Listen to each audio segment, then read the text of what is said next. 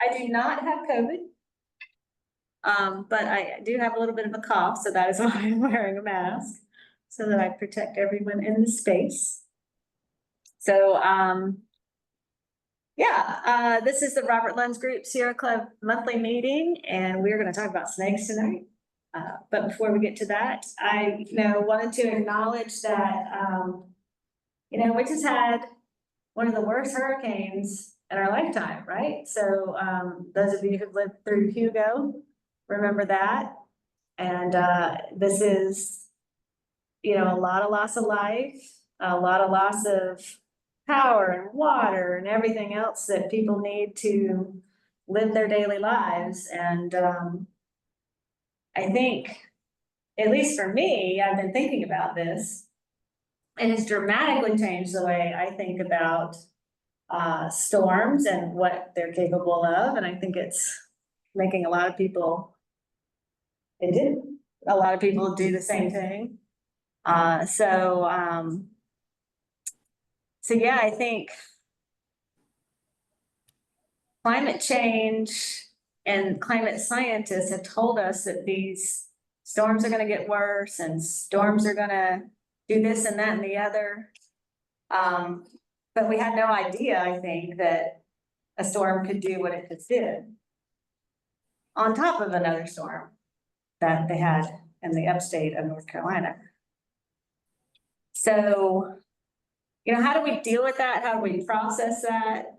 How do we move forward? How do we make decisions about risk? These are all things that we're all going to have to answer for ourselves and for our families and, entities that we work for, et cetera, et cetera. So I just wanted to kind of, acknowledge that. And,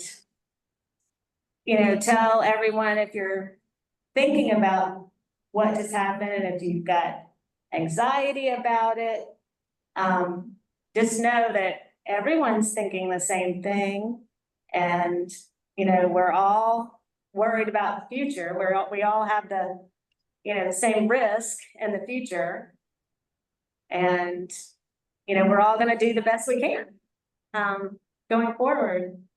And Sierra Club especially is going to continue to work to, fight climate change and reduce emissions on, the United States scale, at least. So get out there and vote. It really matters. That's a major takeaway we need to get from all of this, is that, we still think there's something we can do about this to slow it down and change the trajectory. So let's double down and get to work. Yeah. All right, so we have over 1,300 members in the Lowcountry that are going to double down and get to work. And our mission is to explore, enjoy, and protect the planet. We have volunteer leadership, and we are getting ready to elect new leaders. So we want to invite you to double down and join us. Come be a leader and come help us fight climate change. What do? We lead outings throughout the year. We throw an annual fundraiser in February. It's an oyster roast. It's really fun. We set the budget. We lead these meetings. We lead XCOM meetings. And we throw parties, which are a great time. And we communicate with our members. So those are some of the things that we do throughout the year. All fun. And we enjoy each other's company. And we serve our members. So please join us. Let's see, by Friday, October 18th, we hope to have nominating petitions in. And if you don't get nominated, you can still petition to be a candidate. And we will have all this in our newsletter, by the way. By Friday, November 1st, we need to have candidate statements due to the nominating committee, which is the entire executive committee. And then by Friday, November 8th, the election will start. It will close December 6th. And we will have our first XCOM meeting of the year with our new members seated and officers elected. So please join us and look for all that information in your newsletter. Okay, Alex, Star, do you want to take it away? So, your Sierra Club outings program is alive and well. We have things scheduled all the way into 2025.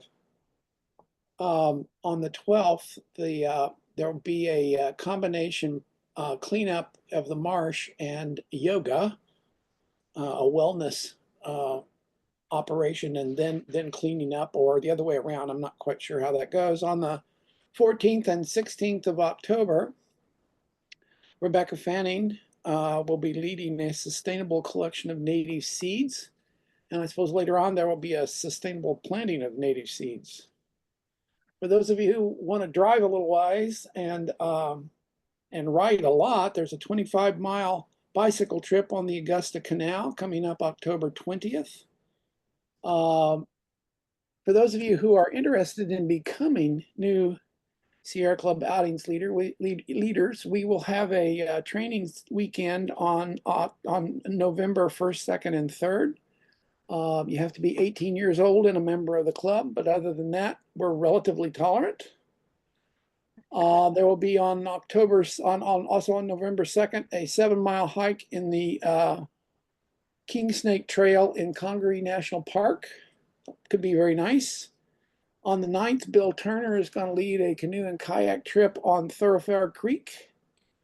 On the 9th, there will be a hike on Laurel Fork Heritage Preserve. That's with the mountain group, one of the mountain groups.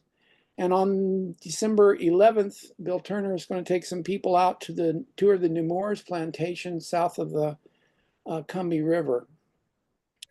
That has a limited number of people that they can fit in, so you need to sign up for that one in a hurry. And for those of you who want to be trained in wilderness first aid, the Sierra Club will join the Boy Scouts for a wilderness first aid course the 17th, 18th, and 19th of January in 2025. And there you go. Come out and join us. Thank you, Star. So the outings are another way to fight climate change, because we get people out into the wilderness, and that is where they go, oh my gosh, this is great, I want to protect us. So please become an outings leader. You can go to this outings leader training November 1st through 3rd, which we would really love you to go to. But if you can't make it for whatever reason, we do have an online training for outings leaders, and Star can hook you up with that information. So there's lots of ways to get involved there. All right, leaves are not litter. Just want to remind everybody, it is fall, and these leaves that fall on the ground, don't mow them over, don't rake them up, just leave them alone. They are food and shelter for all of the other creatures that surround us and need them. So please, let's do our part and protect all the pollinators out there. All right, so Native Plant Week in South Carolina is October 14th to 19th. And on Thursday, October 10th, there's an event called Beneath the Oaks, a Lowcountry Symposium for Resilient Living Landscapes. And Dr. Doug Ptolemy is going to be speaking. So go to the Charleston Horticulture website and sign up for that. And is it full or not full? Or it's almost full. Almost full. So act fast, exactly. Get in there. All right, and Monday through Friday, there are plenty of other events. So go to the Kiowa Conservancy website and check out all the other events. They're going to be a lot of fun. Okay. Again, vote, vote, vote. Election day is Tuesday, November 7th. And early voting is on Monday, October 21st through Saturday, October 26th from 8:30 to 6. and Monday, October 28th to Saturday, November 2nd, 8:30 to 6. So please get out there and vote. Our lives actually depend on it. All right, Sierra Club endorsements. So Sierra Club has endorsed the Kamala Harris and Tim Walz campaign. And that is the only endorsement that I know of right now. Martha Beck has her hand raised. Star, can you help us with that? Yes, I can. Can you hear what I'm saying? The election day is November 5th, not 7th. Oh, we got the date wrong on the slide, That says Right. fairly. but at the top. Sorry, that is the. Okay, November 5th. Thank you, Martha, for letting us know that. Yes. in the audience. Conservation Voters of South Carolina has a whole slate of state people that they have endorsed and a link to their records for people who are interested in their South Carolina representatives and senators. Okay, so the Conservation Voters of South Carolina, they are doing endorsements this year for candidates that are good on the environment. So please go to their website and choose wisely from that information. All right, so next month, our speaker will be Chris Harrer.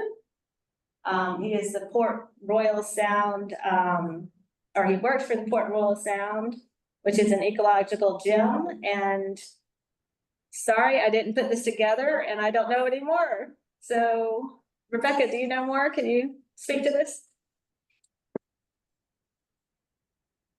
Next month at the Robert Lunz group of the Sierra Club, we have Chris Kierer, the naturalist curator and extraordinaire of the Port Royal Sound Foundation, whose mission is to protect the Port Royal Sound, located south of us in Beaufort. Really amazing, beautiful, bright green electric water that they have there, relatively pristine still. And Chris Kierer does programs from citizen science campaigns. You can get DHEC certified to monitor tidal saltwater at the Port Royal Sound Foundation. You can go to day camp for grown-ups. I think it's like the Pluff Mutters or something that I hear is a total blast. He will make you handle snakes if you see one. So appropriate for today's talk.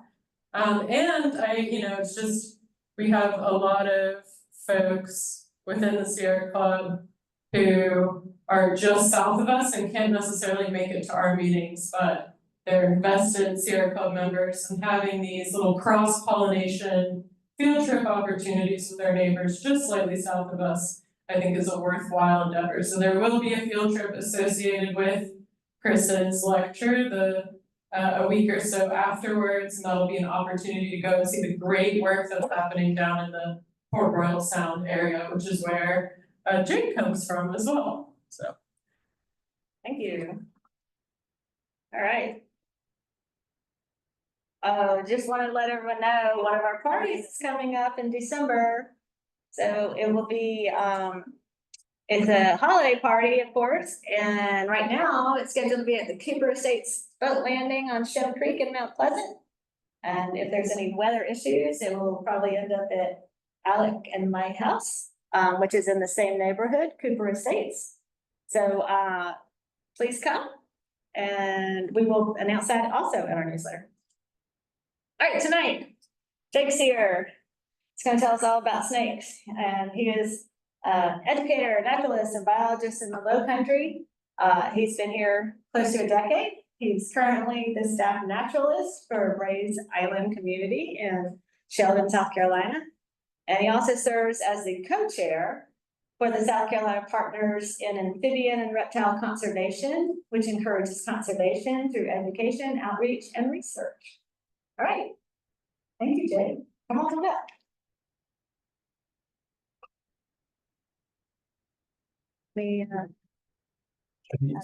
This one or this one? Either. Whatever makes you. But this one's still good. I'll keep using this. Cool, I'm glad to be here. I didn't know you guys existed, to be honest. I've spent my naturalist career in the Charleston area I gotta before, find it. Another tab in Google. about 10 years before I moved.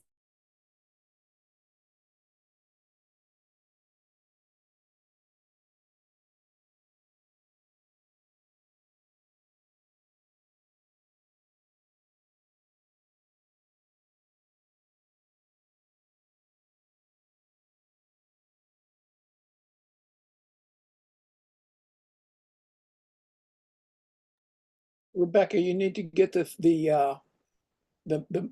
speaker's mic unmuted.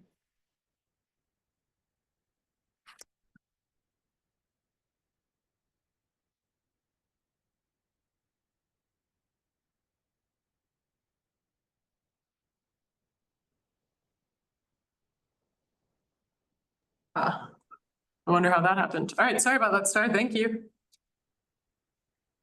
Better? I'm gonna assume so. Cool. So, I have an organization on board here, www.scpark.org. SC Park stands for the South Carolina Partners in Amphibian and Reptile Conservation. Don't mind. Not minded, Rebecca, at all. This is an organization that I am the co-chair of. It is a completely free organization, and what we do is a lot of field trips like what you guys do, but specifically looking for reptiles and amphibians. This is my favorite group. Is it better? Oh, It's cool. All right. So this is my favorite group of animals. I'm a naturalist overall, but I do have a preference, and my preferences fall in the reptile realm, specifically snakes. And I've been doing this presentation or a similar presentation for a very long time. I used to do presentations on just snakes of the Lowcountry, and I realized the people that came to my presentations were people that liked snakes, which is great. I love seeing people that like snakes, but I also like talking to people that don't like snakes. I don't intend to change anybody's mind on their feelings about snakes, but I hope to just provide a few resources that people can use as they explore the environments around them. So I changed my presentation to the Copperhead. This is the snake that interests people that like snakes and people that don't like snakes, because this is the snake that we find in our yards that we are a little bit concerned about finding in our yards. And again, I'm not going to try to change anybody's opinion about whether or not this snake should be in your yard. My goal is just to provide some more information about this snake right here. But just a little bit, let me see if I can figure this out. All right.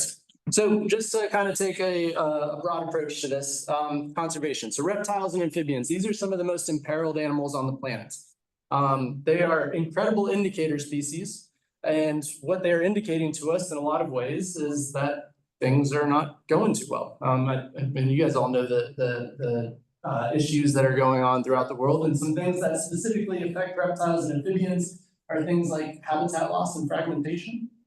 We are seeing our expanses of habitats being kind of change all around us. And fragmentation is a big one up there because birds can fly from one spot to another. They can find their habitats if they have to. Reptiles and amphibians, it's not so easy when you put a road through a big pristine longleaf pine forest. All of a sudden animals can't get from one side to another. You put a community in between, I don't know, a big swamp. You fill in that swamp, and the things that were in that swamp before don't move to another swamp. They are now buried. So habitat loss and fragmentation, spread of infectious diseases, specifically funguses. Maybe some of you guys have heard of chytrid fungus down in South America. It's decimating amphibian populations down there. Overcollection, this was a big problem in South Carolina for a long time. There were pretty much no laws about whether or not people could go into the habitats and collect these animals and sell them. That has changed, and we've seen some huge successes from that. Which we're very happy about, but still people sneakily do it. So if you guys are out there and you see people put snakes in a bag and put that bag in their car, call the DNR. They would love to chase that person down and get them in trouble. Introduction of invasive species, we hear about all the things in Florida, such as the pythons and the tegus and all that stuff, and they're changing the ecosystems down there. There is nothing geologically stopping those animals in Florida from getting here. The only thing that we have is winter. And that's changing. as we start to understand. So these are things that are affecting these animals. But one of the biggest things, one of the reasons why we can't tackle some of these things is because of that last point up there, poor public image. There is a conception of reptiles and amphibians that they are dangerous. Some of us have probably heard the only good snake is a dead snake. These are barriers to protecting these animals and addressing some of these other issues. So that's why I like doing these presentations.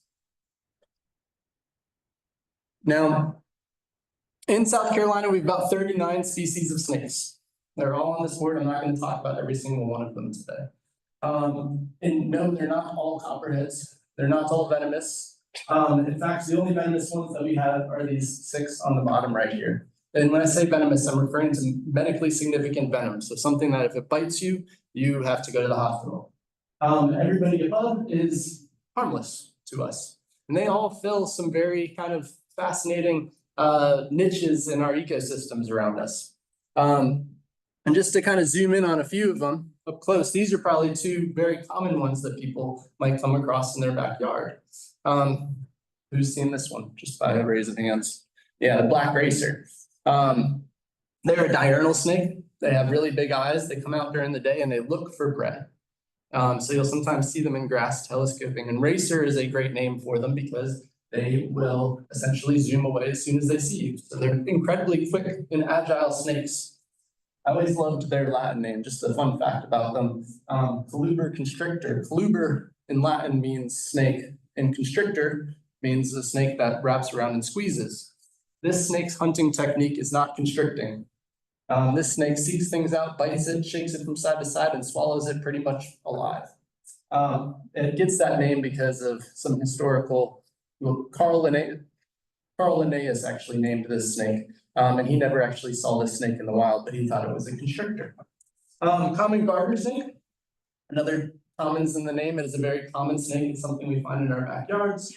Again, harmless to us. One of the most variable snakes that we find in South Carolina. Actually, across North America, this snake is found very, very far west.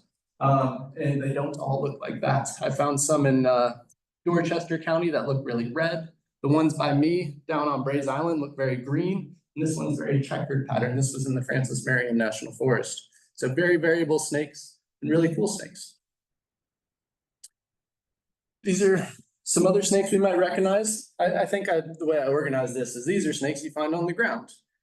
These are snakes you might find in the trees.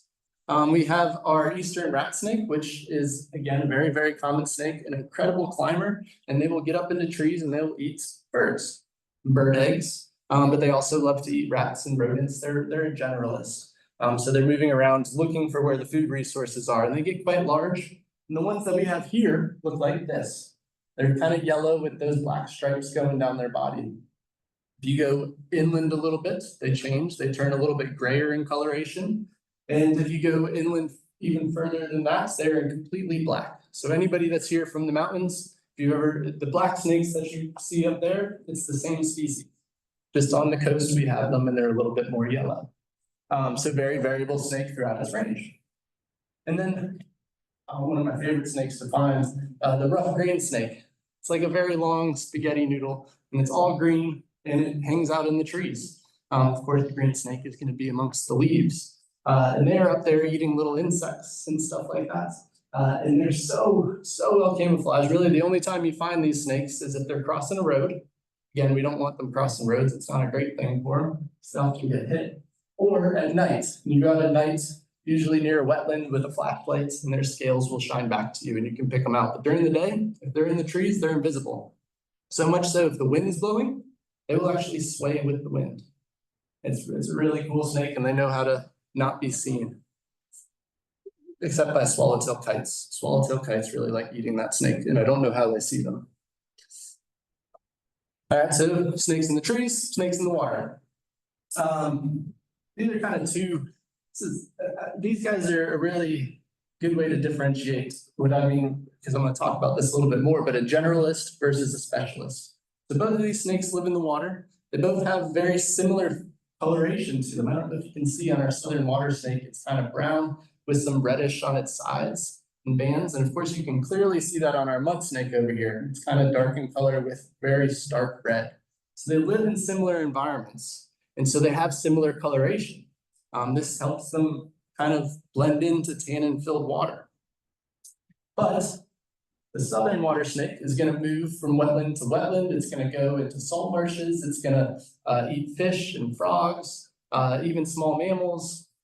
Whereas this snake has a very specialized diet. Does anybody know what this snake eats? All right, I might even tell you guys, and you might not know what it is. There is a very, very long salamander that lives in our swamps called an amphiuma. They get to almost 4 feet in length. It's the longest salamander in the world. If you wanted to picture it, picture an eel. But they are notably different than eels in a number of ways. But if we're trying to put a picture on it, that is what they eat, amphiumas. And that's their favorite food. And they pretty much specialize on it. They're very slippery like an eel. And they will bite onto that animal and they will use a tail to kind of poke into it a little bit. So a very specialized way of feeding too. So a very good example of a generalist and a specialist. It's very beautiful. I don't know how to really describe it for you. It's not anything out of the ordinary when you think about a snake's face. It's not very thick or wide or anything. It just kind of the body is blending into it. They don't have big eyes because they're mostly hunting in dark areas. All right. Didn't mean for this to happen on this slide, but when I was looking at it earlier, I think it's amazing. These two snakes, you can clearly tell, live in sandy habitats. All right, they are pretty much the coloration of the areas they live. And both of these snakes are specialists in where they live. They live in kind of open longleaf pine forests. All right, so areas that there's no leaf litter on the ground, where the sand, you can see it, and they require burned habitats. These are two of our most imperiled snakes that we have in the state. The pine snake is a little bit more common than the southern hognose, which this guy is state listed and maybe one day federally listed, but this is a very, very rare snake to find. Both of these guys are hard to find because their habitats are hard to find these days. We don't have very many burned, contiguous burned habitats for these guys to survive. Pine snakes, they're moving around, they're eating bird eggs on the ground, rodents. They are very generalist in their feeding habits, whereas our southern hognose over here is more of a specialist and they eat toads. They actually have these enlarged rear fangs that if they find a toad, they'll bite onto the toad. And toads have this desire to make themselves bigger, so something that is bitten onto them can't swallow them. But these guys have these enlarged rear fangs and they keep chewing and they pop the toad. And then they eat them. I know it's kind of gruesome, but I just like saying pop. So those are a few of our non-venomous snakes and some of the habitats that they live in. And I do find it kind of important to spend a little bit of time on our venomous. So when I say venomous, medically significant venom. So the snakes I'm about to show you, if you get bit by these snakes, which hopefully you don't, go to the hospital. All right. But this is one called the eastern coral snake. This is probably one that we all know because we probably grew up seeing photos of this very brightly colored snake, and this very brightly colored snake is brightly colored for a reason. It's telling us that it is dangerous. And they're related to cobras and mambas. They have a very toxic venom, but they mostly use it on other snakes. These guys specialize in eating other snakes. And because they're very brightly colored, most things don't mess with them, and they're a very docile snake, if I can say so. They don't really go out of their way to mess with anyone. Has anybody seen a coral snake in South Carolina? Well, me neither. If you ever see one, call me. I would love to see one. They're incredibly rare in this state too. And again, they're living in kind of sandy habitats, and that's probably one of the reasons why. But a really cool snake. And who's heard the rhyme, by the way?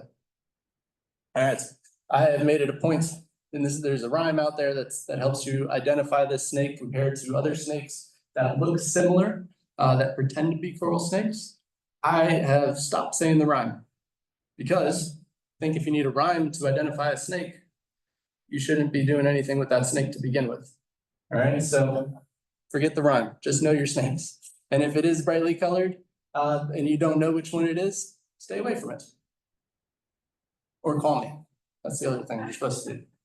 All right, so 3 of our other 5 venomous snakes. So our other 5 venomous snakes belong to a family called pit vipers. 3 of them are very easily identified by a rattle on their tail. These are our rattlesnakes, and really, really cool snakes. A really fun snake to find in the wild. They'll sit still. They don't really want to do anything with you, but if you mess with them enough, which you shouldn't, unless you know what you're messing with, they will rattle their tail and they'll say, if you come any closer, I'm a dangerous snake and I will bite you. I think that's amazing that they have that little apparatus that tells us, don't come near me. But people do still, and they get bit. Eastern diamondback rattlesnake, another snake that lives in those open longleaf pine forests and has seen catastrophic declines. It is a snake that is up for federal listing. So that snake might be endangered one day. We have our timber or canebrake rattlesnake. This one found in more deciduous forests. I found one today. It was very exciting, sitting right underneath a magnolia tree. So areas where a lot of leaves fall on the ground. And then our pygmy rattlesnake, our smallest of the bunch. And this guy does have a rattle, but if you ever come across him, you might not hear it. It sounds like the buzzing of a bee. And it's very, very small. But all really cool snakes, but of course venomous. And they're very sit and wait predators. They don't want to move, and they're not gonna go out of their way to hurt you, but they might be there. And then our other animals in the pit viper family are our moccasins.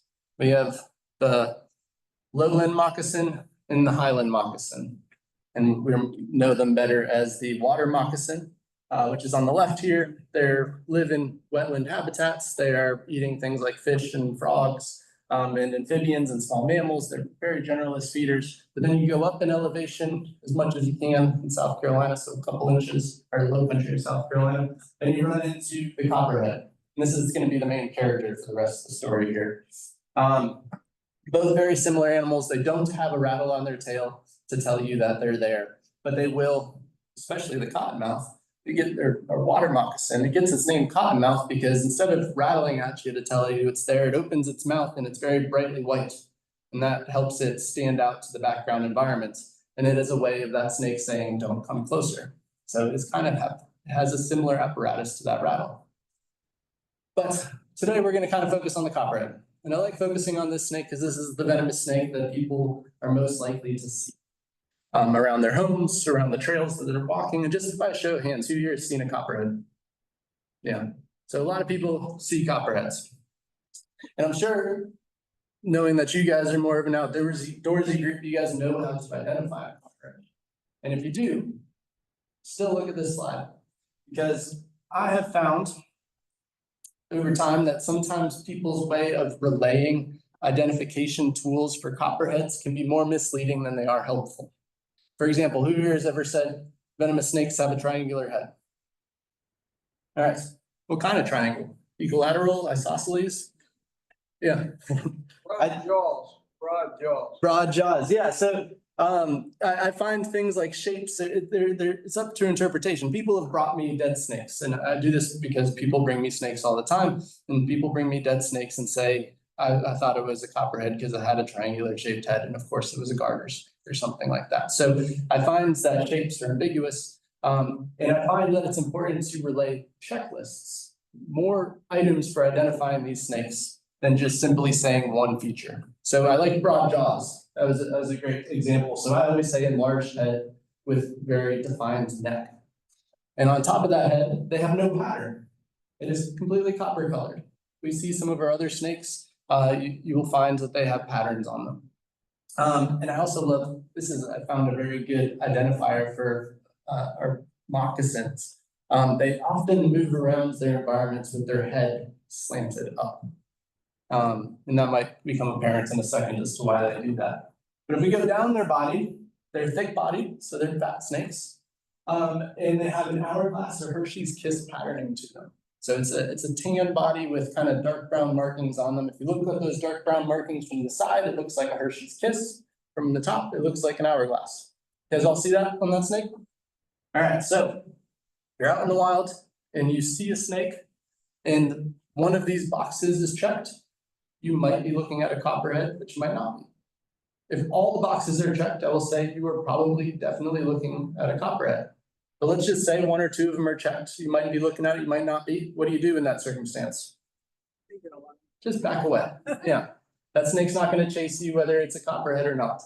But just as a way of identifying these snakes, it's not just easy enough to say they have a triangular shaped head. It is really about providing much information about the snake as possible. And I think seeing these snakes is really the best tool for being able to identify them in the future. So they have that body, that pattern, and they're very slow moving, and this is the environment that they live in. Leaf litter. So areas with a lot of forest debris. You guys see the snakes? How many are in the picture? I'm not gonna tell you just yet, is that okay? I've seen one.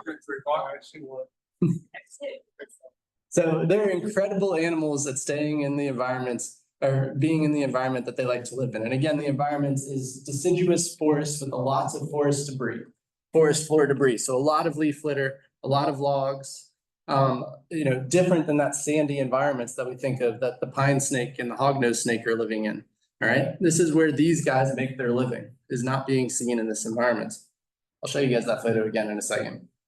So, and if we look a little bit closer at these copperheads, there are some other fascinating features about them. One fascinating feature is if you look really closely at their head, right in front of the eye, before the nostril, you can't really see the nostril on that snake, but just at the very tip of its nose, there's a nostril. There's between the eye and the nostril, there's a big opening. This is what we call a facial pit. This is what gives pit vipers, the family pit vipers, their name, is they have this facial pit. And this pit is super cool. It allows them to pick up on heat cues in their environment. So they will see warm-blooded objects run right in front of them. They might see a warm spot in the sun over there. And I say see, and I actually mean see. This facial pit is connected to the optic center of the brain. So we assume that these guys are actually creating a thermal image from this pit organ. Just imagine, putting on thermal goggles, being able to see your environment that way. That's what these snakes are doing. I mean, take away the fact that they're dangerous to us. That's really cool. That is really, really cool. When they're young, they have a little yellow bit at the tip of their tail. And we call this bit a caudal lure. So what these young snakes will do is they'll sit in their environments and wiggle their little tail around, and something that might think a little yellow worm looks delicious will come running over, and then that snake will attack them. So they have a little kind of fishing lure at the end of their tail. I think that's fascinating. And this, we assume in the herpetology world, that this little caudal lure is what the very first rattlesnakes kind of had. And so one time a rattlesnake shed and it didn't fully shed, and that caudal lure now all of a sudden had a little head on it, and that just looked a little more realistic. And then another shed and it added another bit, and it looked more like a segmented worm. And so we assume the evolution of the rattle on rattlesnakes comes from the caudal lure. And so just today, the rattlesnakes use it to tell us we're venomous, don't come near me. But we assume that they first started developing rattles because it attracted prey items to them. So, and then there's another fascinating feature about these snakes. And again, we have to try to remove ourselves from the fact that these snakes are dangerous, but venom. And let's think about venom for just a second. Well, let's talk about the dangerous part about it first. Copperheads are responsible for more envenomations in people in this country than any other snake.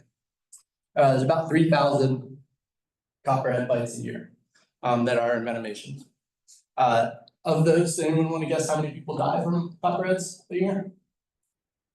Yeah, less than one. In fact, I was told there was one recently after the storm, an envenomation of these snakes, and these guys are not very lethal. They're not the most lethal bunch of all our snakes. And in fact, here, do you guys know how many snake bite deaths there are in the world every single year? About 200,000. 200,000 people die a year from snake bite deaths. In this country, 4. And the reason why is because we have access to hospitals. It is not a death sentence if we get bit by a snake. We get to go to the hospital, and that hospital gets to monitor that bites and determine whether or not we should administer antivenom. And antivenom is pretty much, I mean, it's the golden thing. It's the ticket. If that snake bite is reacting poorly, or you're reacting poorly to that snake bite, antivenom will help you. It's expensive, so don't go out and get bit. But we're pretty safe in this country. And the copperhead, of course, is one of those snakes that does inflict a lot of bites, and if you go to the hospital, you're going to be fine. And the only deaths from copperheads have been people that didn't go to the hospital, and they've been generally people with pre-existing conditions. But okay, so let's remove ourselves from the dangerous aspect of these snakes. I know it's tough to, but let's think about venom for a second. Venom, even though it is used sometimes as defense, is designed and was evolved to be used for prey capture. That is the primary purpose of venom. So these snakes are using this venom to bite into their prey items to essentially subdue their prey. But not only that, they are digesting their prey outside of their body. This is a really, really important thing for certain species, especially in colder climates. If you're an ectothermic animal and you can't metabolize, your body temperature isn't high enough to metabolize the food in your body, you start digesting that animal outside of you, it makes it a little bit easier to digest in these colder climates and stuff. It's a really, really cool thing. The way they deliver it, they have these two fangs in the front of their face that are retractable. They sit back, and then when they open their mouth, it shoots out, and they're like little hypodermic needles. They're hollow, and they shoot venom into their prey. In the case of the copperhead, it's a venom yield of about 40 to 70 milligrams. By the way, the lethal dose for people is about 100 milligrams. So most copperhead bites aren't even injecting the requisite amount of venom to kill a person. And then the composition of it is hemolytic, which essentially breaks down red blood cells and tissues. But I mean, just think about that. That is such a cool trait that these animals have. It just stinks that it's dangerous to us. What are they eating? Well, I broke it up into how they eat. So they will be sit and wait predators. So they'll sit in that leaf litter and not get seen, and wait for something to run across them, bite them, and then go seek out that prey item and swallow it, as was the case for this unfortunate marsh rabbit here. Small mammals, reptiles, amphibians, they're going to sit and wait for those animals. But they will go out and actively forage for things like cicadas and insects in their environments. We have, on SC park trips, we have been out at nights and we've actively watched these snakes very methodically chase cicadas up trees. It's really cool. If they can't get up one tree, they'll go to another, get up it, and then come down that tree. It's pretty cool. They're pretty smart, and they will go out of their way to find these animals. In this case, I think they're injecting venom. Well, I'm positive they are. In this case, I bet they're not injecting venom at all. They're just swallowing that animal. Okay, so should I admit, Allison? I'm gonna do it. Go on. All right, so now I'm just gonna move into why I like talking about copperheads a little bit. So I mentioned I'm the co-chair of this organization, SC Park. I'm gonna put on a different hat right now. I'm also the coordinator for the Brays Island Stewardship Fund, which is down in Brays Island. I work for a community down there called Brays Island. It's just in a 2-second nutshell, there are essentially 300 homes and 5,500 acres of land. So a lot of land to very few homes. And a couple of years ago, we decided to start this stewardship fund, which is a fund that supports research and monitoring on the property. And we started to look at ourselves and say, what can we offer? What kind of research can we offer? Well, we realized that we were a very nature-oriented community. So maybe we start looking at things that help people become nature-oriented communities. And of course, one of those things, just based on my interests, is looking specifically at copperheads. We want natural environments around us, but we also don't want the things that are in those natural environments that might cause us or our pets or our grandchildren or our children harm. And so we decided to start this project we call it the Copperhead Monitoring Project. We're not very creative. And we are specifically looking for these snakes and trying to capture any data that we can from these snakes. And so the ways we look for these snakes, we have 3 different methods. We have active surveys. We go out in the woods, we flip over logs, we find snakes. We also put out these little metal pieces of roofing metal that usually people throw away sometimes. They create a slightly warmer environment and they attract snakes. So we open that up, we look at we find the snakes a little bit more easy. We have passive surveys. This is a drip fence camera trap. There's a bit of silk fencing right there that stops animals as they move through their environments and they have to go left or right. And at either end of the left and right is the funnel that leads them into a camera. So we snap photos of them. We don't have to be there for those snakes. So we get a lot of data that way. And then my favorite, which I didn't know it was gonna be my favorite, but my favorite way the favorite data that I get to parse out are these incidental encounters. And that's just when you're driving on the road and bam, you see a copperhead. You're not foraging, you're not surveying for them or anything, you just happen to see them. I have landscapers that submit to my incidental encounters. I have security guards that drive around the property that submit to these incidents. I have homeowners. So I've created this network on Braze Island of people that are excited to find copperheads for me, which I think is really kind of cool. And we get a lot of data from that. Step 2, when we find the snake, we process them. So we weigh them, measure them, we swab for funguses and parasites, we pit tag them. We also take other recording marks. We can actually identify them by their patterns. If we're given or find deceased snakes, we cut them open, we look at what they've been eating, and we also record behavior notes.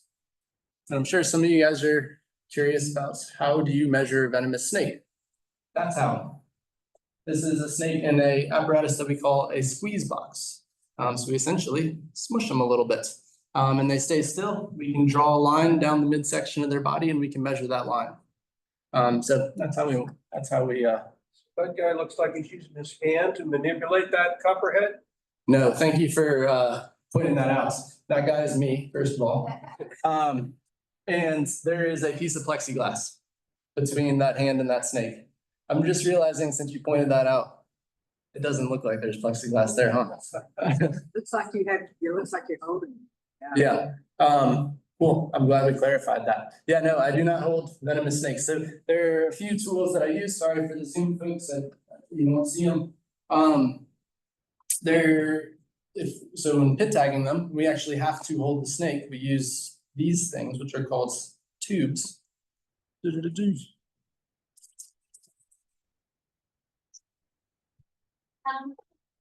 Oh, they can? Cool. This is it's just a clear tube. It's nothing fancy or anything, but the snake goes in there. And we can essentially hold the snake and the snake can't turn from side to side. And so we can manipulate the animal, put a pit tag in them. We can take other measurements if we need it. This is how we swab them for fungal disease and stuff like that too. But we use tubes. And then snake hook. So the snakes are always handled at a distance from me. So the snakes kind of sit right on that hook far away from me so they can't strike me. I am not somebody to grab a snake behind the head. I think that does harm to the animal and of course puts yourself at risk. These are some of the tools that I use, and then that is a squeeze box with plexiglass on it. So thanks for clarifying. Step 3, after we process the snake, we release them. So do you have a question? I know, good question. The question was, how do I get the snake into this tube? I essentially use, it's very comical if you ever see me do it, but you have to kind of encourage this. So you try to put this at the head of the snake and you use your snake hook to kind of usher him in there. And eventually they will just go in there because it's an opening, and then you grab them. So that's the way, but always from a distance. My body is never near the snake. I'll get that later. Step 3, release the animal. Some of these snakes, a lot of the snakes, most of the snakes we release at the same exact location. We've taken identification marks from them, we put them at the same location. And we want to see if they stay there, if they move somewhere else. Some snakes, especially ones that are near people's homes, we relocate them. And this is kind of how the project started, by the way. I was relocating tons of snakes. And I said, well, let's take some information from them so that we can start learning more from them. And so with relocated snakes, we want to see if they come back to the property. We want to see if they survive. Because there's a lot of, especially in the mountains in the New England area, there's a lot of data that says a lot of these snakes that are being relocated don't survive the winter. Here we have a slightly warmer winters, so we hope they survive. But you might just be killing the snake anyways. So these are some of the things that we're doing. So, all right, so I'm going to show you guys just some of the information. We've been doing this for about 3 years now. Just some of the information that we've gathered from it that I find important or interesting. One is activity patterns. So this is a graph of just incidental encounters. So if I go out and survey and look for these snakes, I will find these snakes at every month of the year. That's how abundant they are in some of these areas, and it's how good I am at finding them. But just from incidental encounters, so when they're crossing roads or when people report them to me, these are the snakes that people are seeing. And so we have a big peak in the spring. So April and then May. May is that big peak. Then we see a drop off in the summer and then in the fall. And these are the times that people see the most snakes. It probably correlates when people get bit by snakes. We also see a slight increase in July and August. Any guesses as to why there's an increase in July and August? Pigs are hatching. You are so close to being right. These guys are live bearers. And so in July and August is when the females are sitting out in the sun to heat themselves up as they're gestating. So yeah, that's just when we start seeing these snakes. Drop off in June. It's very, very hot during the day. So they disappear. I bet these are incidental encounters. You go out at night, you'll find them. But this is people finding them when they're encountering them in their yards. They don't see them in June because it's hot during the day. The snakes are hiding and they're not moving. No, it's warmer in July, but that's when the females are going out to warm up because they are about to give birth. Yeah, so July and August. Diet notes. Remember how I said that these snakes eat small mammals and reptiles and amphibians? These are the numbers that we have found. We have not found any mammals in the snakes that we have processed. That doesn't mean they're not eating them. It just means the ones that we're processing didn't have mammals in them. We are finding a large number of cicadas. Some snakes have upwards of 4 cicadas in their stomach when we cut them open, which is crazy. 70% of their diet's is invertebrates. Cicadas and caterpillars are the 2 biggest ones. The fun thing about the caterpillars, we found maybe 4 or 5 caterpillars that we could identify. And I think 3 or 4 of those 5 we could identify were Luna moths. They seem to like Luna moth caterpillars. Don't know why. And then about 30% are amphibians and reptiles. So those are some diet notes. Oh, this is another little survey just for me. I've never done this before, but out of curiosity, who here has heard copperheads smell like cucumbers? No one? Okay. On to the next. I know it's that close. There's a myth out there that copperheads smell like cucumbers. And I've processed about 150 snakes so far, and none of them smell like cucumbers. Some of them have a very stinky musk that does not smell anything like cucumbers. And I have a hypothesis that I haven't been able to prove yet. But this plant right here is what gives that myth truth. Does anybody know what this plant is? I'm sorry, I'm making you guys question it. I didn't know this plant existed, and now I find it everywhere. And I think it gets I think it goes hidden because everybody thinks it looks like a grapevine. But this is cucumber, creeping cucumber. Little yellow flower. Little yellow flower and a little cucumber. And if you break that leaf up, it smells like cucumber. And I found this out because I was walking in the woods one night and I smelled cucumber, and I smelled every plant around me and finally found this one. And it's the first time I discovered it, but now I find it everywhere. And it happens to occur right on habitat edges. And that's where people find copperheads the most, is right on the habitat edges. So I think this plant is giving that myth some fire. All right. Did you clap because it's Native Plant Week next week and I put a plant up there?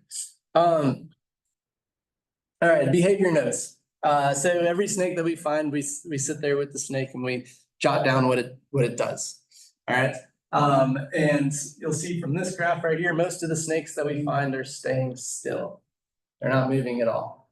That is, I mean, that's what we should expect, right? This is a snake that is invisible in the habitats that it lives in. So if it moves, then we see it. It does not want to be seen. So staying still is obviously a great defensive mechanism. Sometimes they'll see us and they'll realize they're exposed and they'll attempt to flee.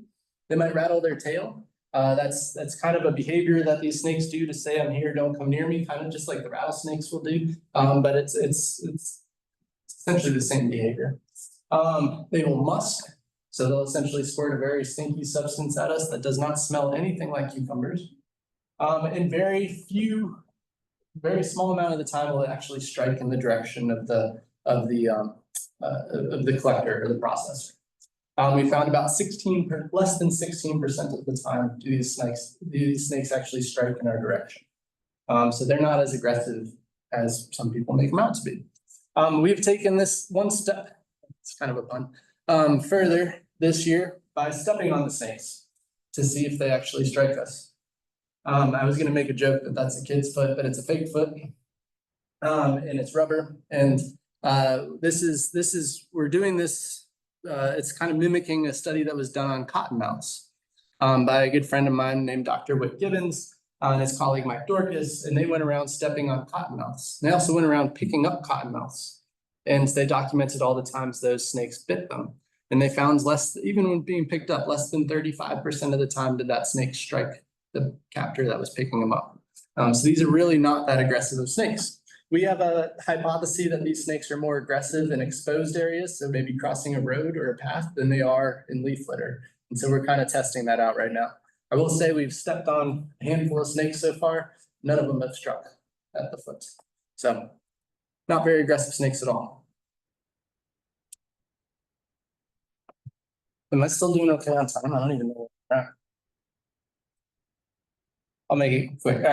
All right. So last things that we're kind of taking on here are some habitat notes and residential notes. So where are we finding these snakes? Grays Island has a varied mixture of habitats. We have burned pine forests, we have residential areas, we have pretty mature hardwood forests. Where are we finding these snakes? Not in the burned habitats.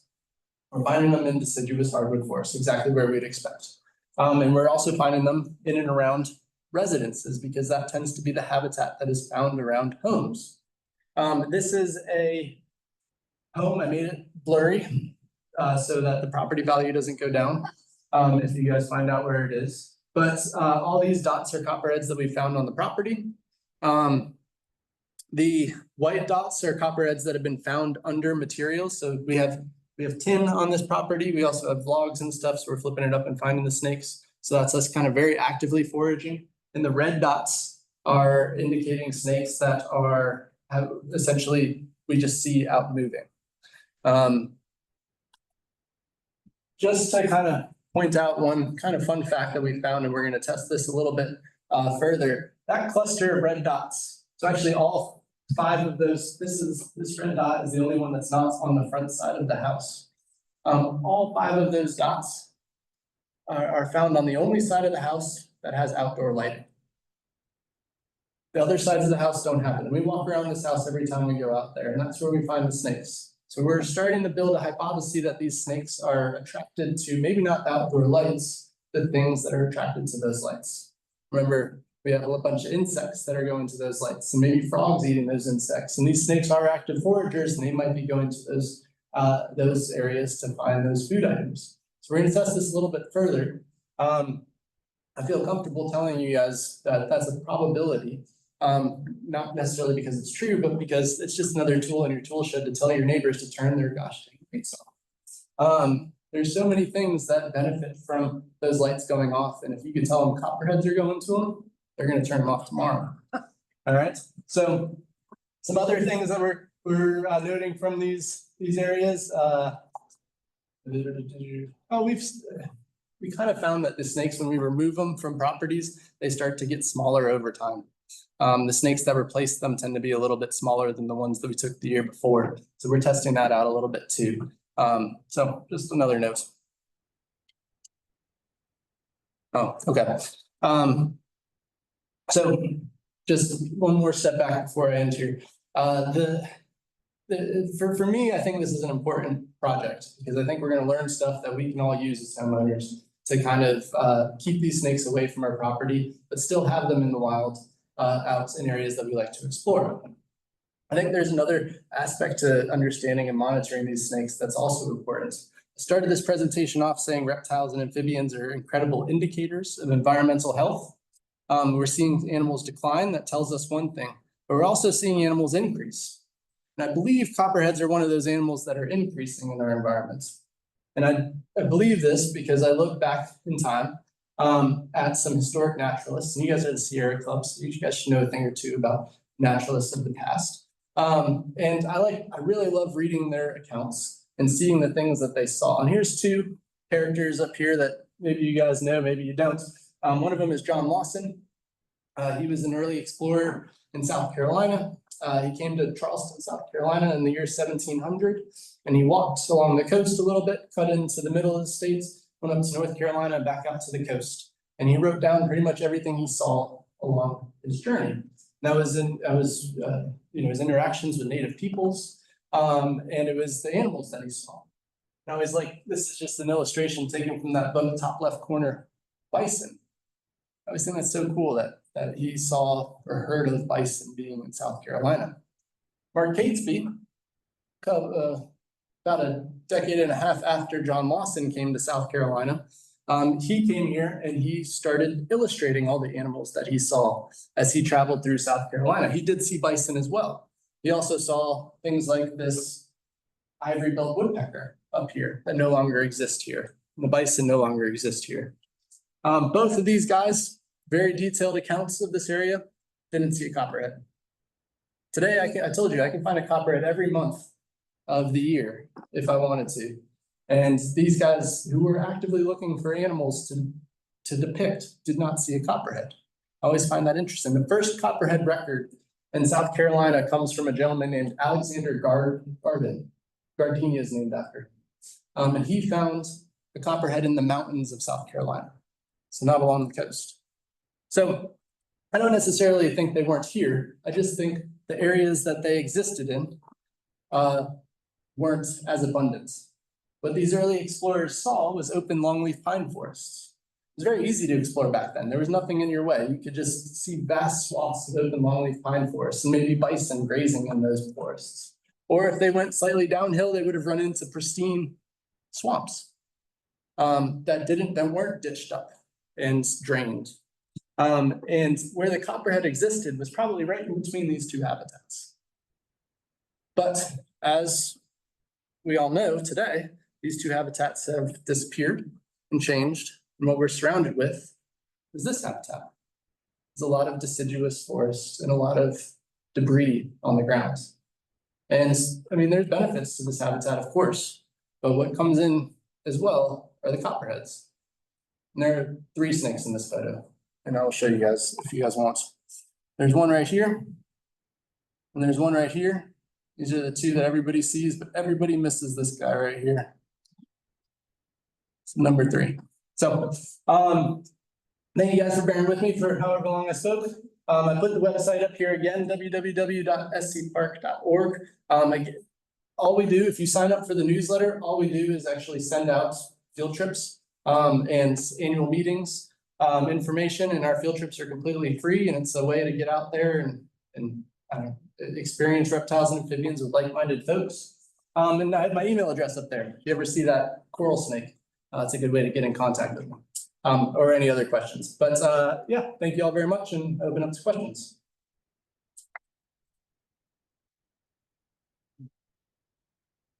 Yes, question back there. One, can you hear me okay? Yes, I can. So the first question, do you know what percentage of bites are dry where they don't envenomate? And Yeah. the second question is an easy one. Is it true or false that baby snakes have more or less venom? Cool. All right, so the question was, how many bites are dry bites versus true envenomations? Was question number 1. And so We don't necessarily know. There are numbers out there that like over 50% of copperhead bites are dry bites. One of the things we're doing with that step-on study is looking at that too. So we have ways to see if there is venom actually injected into that foot. And so we'll see. We assume a lot of them are dry bites, but we'll get more specific numbers. Second question, do young snakes deliver more venom than the adults? And the answer is, yeah, probably, but their venom is different. So oftentimes people say young snakes are more dangerous than adults. Young snakes are eating smaller insects and smaller animals, whereas adults are eating bigger mammals. Over their lifespan, their venom changes, the composition changes. Adults have more dangerous venom to us than the juveniles do. And so just don't get bit by either is the answer to your question. But yes, they probably deliver more venom, but it's different and it doesn't make them necessarily more dangerous. So from the online folks, we have, why are snakes these days getting more fungal infections? That's a great question. So there is a disease, ophidiomycosis, that's going around, is being found in certain snakes. And it's causing respiratory issues, and a lot of snakes are dying from this. And we're seeing it. And there's a lot of effort to monitor it and see how widespread it is and see if we could do something to cure it. My personal feeling is it's been around for a long time. We've just realized that it's around now. So I don't think more are dying from it now than they necessarily used to. But that being said, we do spread things.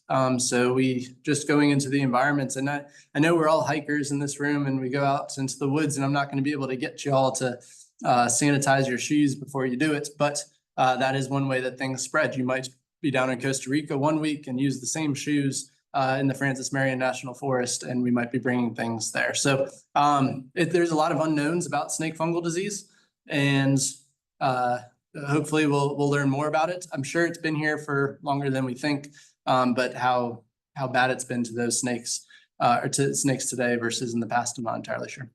So long-term sequelae of being bitten by a copperhead. My nephew. Long-term issues. So some people, you'll often, I know one person that's been bit on the thumb, and he has a tick every once in a while.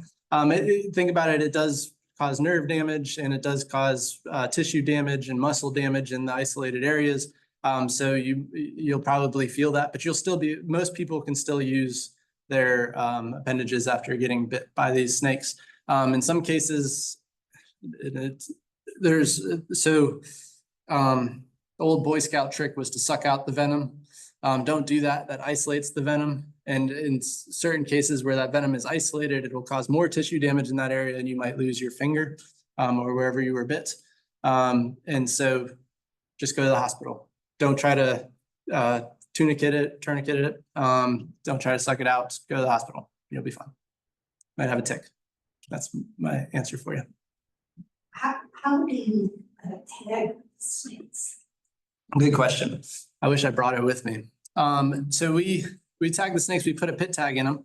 Same thing that you get in your cat or your dog.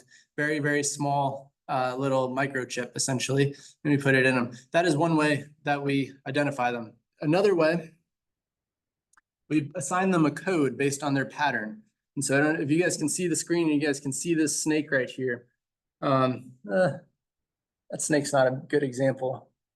But essentially every band that goes across the snake's body, snakes have different numbers of bands. Sometimes those bands are broken. Sometimes they're kind of skewed, and we essentially assign them a code based on their pattern, and we can identify them again in the future from that. So yeah, pit tags in that. Do they stay in the same area? Like, will they return to your yard night after night if they are living there? And also, if you relocate them, will they come back to their original area?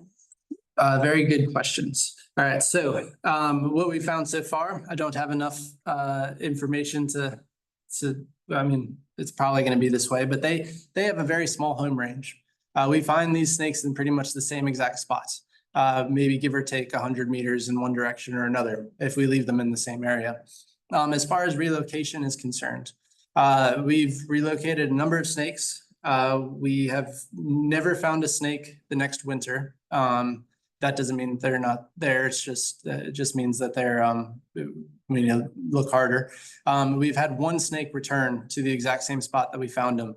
And that snake was relocated about a quarter mile away from where we initially found him. So not too far, but he did go back to pretty much the same exact spots. And that was a male, it was a large male. And that's what we see in a lot of these animals, alligators and stuff too. Large males will go back to the same location if you relocate them, because they've built territories.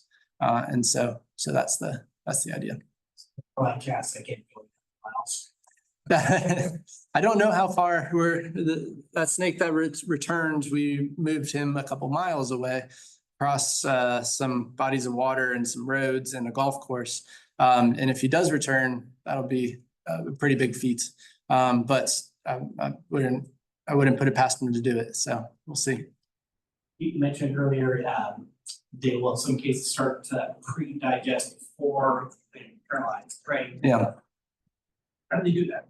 Well, so think about that venom. It's breaking down blood cells and tissues. It's the same thing that's going on inside your body when you eat something, is it breaks these things down. So these snakes are essentially injecting digestive mechanisms into their prey items to essentially break it down. And just as a note, venom is modified saliva. The venom glands in these snakes are essentially modified salivary glands. So the same way our saliva starts digesting food in our mouths, they do it to an extreme, essentially. After that, if you get bit and he injects the venom into you and the cells start breaking up, exploding, it's going to be very painful for you. If he doesn't inject, it may not be painful. Yeah, it's not a pleasant thing to get bit by a snake or one of these snakes. I'll give it to Dave. And something called venom, mentioned the Copperhead specifically, was a hemolytic venom. Are there any South Carolina venom snakes that are neurotoxic venom? Yes. There are the coral snake, which is related to our which is related to our mambas and cobras. They have a neurotoxic venom. And then the snake in the middle here, I put a slash next to its name, timber/canebrake. I think that's what I did. This snake used to be differentiated into two different species. So there used to be a coastal variation or coastal species called the canebrake rattlesnake and a more mountainous species called the timber rattlesnake. We've since found that they're the same exact species. They just might be slightly different in color. They have another difference too. The more coastal rattlesnakes, so the canebrakes, and they'll have a neurotoxic component to their venom. I've heard a hypothesis about this, that the ones on the coast are eating things like squirrels. And squirrels, if you get bit, or if a squirrel gets bit, it's going to run up into a tree. That's the squirrel's safe space. And so for a fat-bodied pit viper that might not be able to climb very well, that is a wasted meal. So they have added a component to their venom that essentially causes paralysis and prevents that squirrel from running into the tree. I like that hypothesis, but I don't know if anybody knows for sure why. But the ones around here have a neurotoxic component. If you don't get bit by snakes, I was going to say, if you had to choose which snake you get bit by, don't get bit by that one, but just don't get bit by any of them. Part of why I asked was I thought it was important at the hospital to say what snake it was, so they know neurotoxic versus hemolytic. Great question. So the question was, if you go to the hospital, does the doctor needs to know whether it's neurotoxic or hemolytic? One of the big successes to the snake bite treatments in this country are, and even in this area, the southeastern United States, is they have a one vial treats all, one anti-venom treats all, except for coral snakes. Coral snakes are different. So you need to know if you got bit by a coral snake. But I think most people will know that. It is a very brightly colored snake. But all the rattlesnakes and the copperheads, you will get treated with an anti-venom called crofab. An anti-venom essentially is, they take antibodies out of pigs in horses. They inject the pigs and horses with venom, and then they take the antibodies out of those animals because those animals are fine, and they give you those antibodies. And so they make a kind of a composite or a mixture of all those antibodies from all these different snakes, and that's what they give you. So you had mentioned go to the hospital, but what are any first aid protocol if you're out packing to the hospital to prevent or lessen whatever the symptoms are? What are they? Stay calm is the best thing I can say. You just don't want to increase the blood flow. But staying calm and getting to the hospital, that's the best thing I can tell you, I guess. I know it's kind of nerve-wracking, but you have time, and you'll get there. You have time. Yeah, it's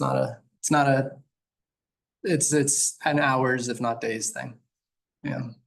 But the quicker you get there, the better. So, from online, we have a question. Do snakes scent mark their territory? That's a good question.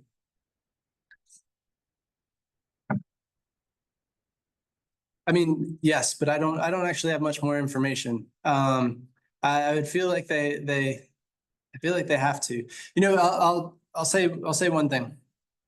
On Braze, we do snake avoidance clinics for dogs. We have a world-class dog trainer, and he essentially provides training to help snakes avoid dogs. And what we do is we set a snake out, we let the dog smell the snake, and then we essentially provide a negative reinforcement for that animal. We have a disagreement. I don't think it works because I don't think those dogs smell those snakes. I don't think these snakes smell like anything. And that makes sense. If you're a rodent running through an environment and you pick up on the scent of a snake, you're going to turn the other way. So I think these snakes don't have much of a smell.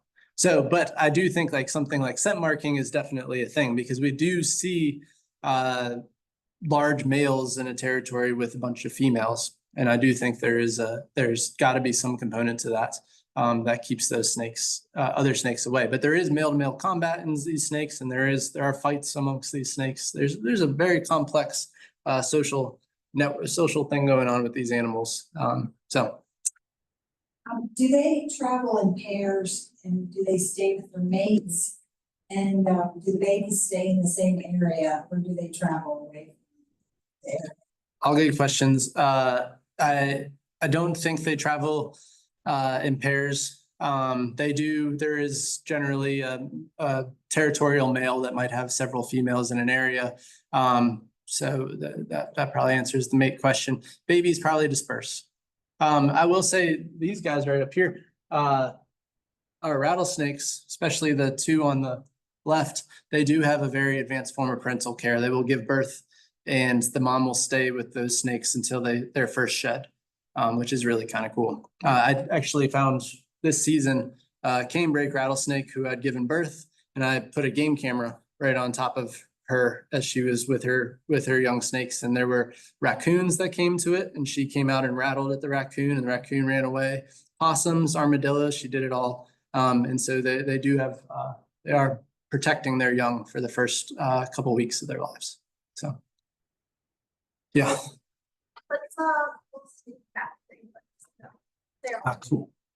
Cool snake fact. I mean, I like that one that I just told, the rattlesnakes. I wish I actually have it on my phone. So if you guys want to see the video afterwards, I'll show you the rattlesnake scaring away the raccoon, which is a cool video. So this will be the last question. In that picture you showed of the overhead of the house and all the white dots around, were those individuals that you had marked and so you knew they were distinct? Yeah, those were all distinct individuals. And all those snakes were actually relocated. So that particular homeowner, he moved into this house, he started finding copperheads, and we started working on a project on how we can, one, move copperheads from his house, but also learn from it. And so those snakes I know have been relocated, but those were where we found them. I was curious about the density. Oh, yeah. Well, that's one thing that we're kind of looking at. And every single year in the last 3 years, we've caught the same, I mean, it's pretty much the same amount of snakes from that property every year. So we're actually not seeing it, we're not seeing it decline. Yeah, so he has the habitat, right? So you don't get rid of these animals until you get rid of the resources. And so if the resources are there, something's gonna be there to take advantage of those resources. So, cool. Cool. I'm around for more questions if you guys wanna come up. Yeah.